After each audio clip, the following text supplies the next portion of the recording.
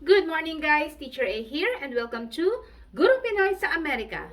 So for today, ipagpapatuloy lang natin ang ating discussion about simplifying radical expressions. So this time, ang sasagutan naman natin yung part 2 ng learning task number 1. So ito yung learning task 1B. So, sabi sa learning task 1B, simplify radicals by reducing the order or index of radical. So, paano yon? So, gagamitin natin dito sa ating learning task itong table na to wherein makikita natin yung index or exponent and then yung base tsaka yung mga values nila. So, simulan na natin. Let's start with number 1. So, ang given sa number 1 ay 6 root of 81. So, paano daw natin isi-simplify ito na kung saan yung ating radical, itong 6 ay i-reduce natin, papaliitin natin. So, gawin natin siya step by step. Okay? So, first step, 81 ang ating radicand. Hanapin natin yung 81 sa ating table. Nasaan ba siya? Ayun. So, si 81. So, si 81, ang base niya ay 3. Ang exponent niya ay 4. Ibig sabihin, 81 is equal to 3 to the 4th power. Okay? So, si 81, first step, hanapin natin sa ating table. And then, isulat natin siya into exponential form. So, 3 to the 4th. Now, pinalitan natin si 81, kopyahin pa rin natin yung 6 root. Yan. Okay? So, pinalitan lang natin yung radicand natin. Okay? And then, after that, second step, isulat natin into exponential form yung given na radical. So, yung base natin ay 3. Ang exponent ay 4. So, yun yung numerator ng ating fractional exponent over ang index natin ay 6. So, yun yung denominator. Okay? That's the second step. Third step, i-reduce natin sa lowest term yung ating fraction na exponent. Si 4 over 6. So, si 4 at saka si 6 is divisible by 2. So, they are divisible by 2. Divide natin by 2 to. So, 4 divided by 2. 6 divided by 2. This will give us 4 divided by 2 ay 2. Over 6 divided by 2 ay 3. So, therefore, naging 3 raised to 2/3 na siya. Okay? So, yun ating third step. I-reduce sa lowest term ang exponent na fraction. And then after that, isusulat ulit natin to sa radical form niya. Ano yung radical form niya? Yung base, yung radicand, nasa loob, 3. And then, yung numerator, yung ating exponent. Yung denominator, yung ating root.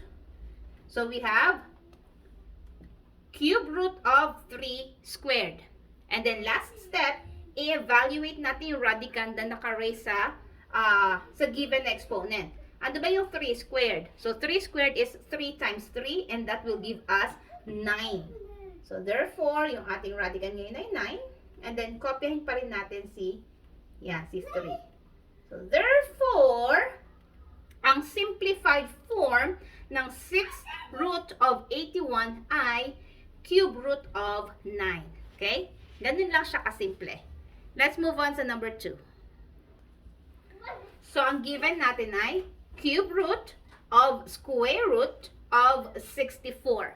Kapag may nakita kayong maraming radical sign, so para rin siyang sa math sentence sa maraming operations, uunahin nyo yung nasa loob.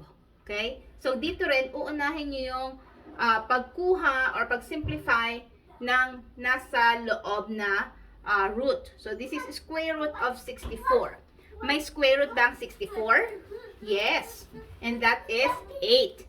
Kasi, 8 times 8 ay 64. So, sulat natin si 8. So, natanggal na natin yung square root. Natira na lang yung nasa labas, which is cube root. Yan. So, ang natira natin given ay cube root of 8. Now, again, ano yung first step natin? Tingnan natin yung given na radicand sa ating table. Nasaan si 8? Ayun. So, si 8 ay 2 raised to the third power. So we have there 2 raised to the third power. Then cube root. Since pareho na exponent, makakancel out. 3 and 3 makakancel. Anong natira? 2, ilalabas na natin siya. So therefore, ang answer natin ay whole number, which is 2. Or, kahit hindi na natin gawin tong step na to, isipin nyo na lang, may cube root ba ang 8? Which means, meron bang number na kapag minultiply sa sarili, 8 ang lalabas? Yes, that's 2. Kasi 2 times 2 ay 4, times 2 ay 8. So the answer is 2. Dali lang, diba? Next, number 3. So ang given sa number 3 ay 10th root of 243. Again, ang first step natin, hanapin si 243 sa ating table. Nasaan siya? Ayun. So 243 ay 3 raised to the 5th power. So 3 ang base. Ang exponent ay 5. Okay? And then, kopyahin pa rin natin yung ating index. 10th root. Yan. So yun ang first step. 10th root of 3 to the 5th power. Second step, i-transform natin to into its exponential form. Kopyahin si base na 3. And then, yung exponent niya na 5, yung numerator, over yung index na 10. Yan ang ating second step. Third step, i-reduce sa lowest term yung ating exponent. So, 5 and 10 are divisible by 5. So, divide by 5, divided by 5. So, therefore, yung exponent natin nagiging 5 divided by 5 ay 1 over 10 divided by 5 ay 2. So, isusulat ko lang dito, 3 raised to 1 half. Yan. And then, ang last step natin ay i-rewrite natin yung given into its radical form. So, we have here 3 ang base. So, 3 ang ating radicand na nasa loob ng radical sign. 1 ang exponent, hindi na isusulat. 2 ang root, hindi na rin isusulat. So, therefore, ito na yung ating final answer. So, ang simplified form ng 10th root of 243 ay square root of 3. Okay? Next, number 4. So, number 4 ang given ay 12th root of 16. Again, first step, hanapin ang 16 sa loob ng ating table. Nasaan siya? Ayun. Ayun. So, that is 2 raised to the 4th power. So, sulat ko. 2 raised to the 4th power. And then, kopyahin yung ating index. So, we have here 12th root of 2 to the 4th. That's the first step. Second step, i-rewrite natin to into its exponential form. Kopyahin si base na 2.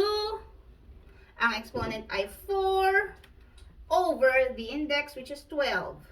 Okay? That's the second step. Third step, i-reduce sa lowest term yung fraction. Na exponent, 4 over 12, both can be divided by 4. So, 4 divided by 4, 12 divided by 4. So, 4 divided by 4 ay 1, over 12 divided by 4 ay 3. So, therefore, ang bago na nating exponent ay 1/3. So, 2 raised to 1/3. And then, next step, i-rewrite natin yung given into its into its radical form. So, ang ating base, magiging radicand, yung nasa loob na radical sign.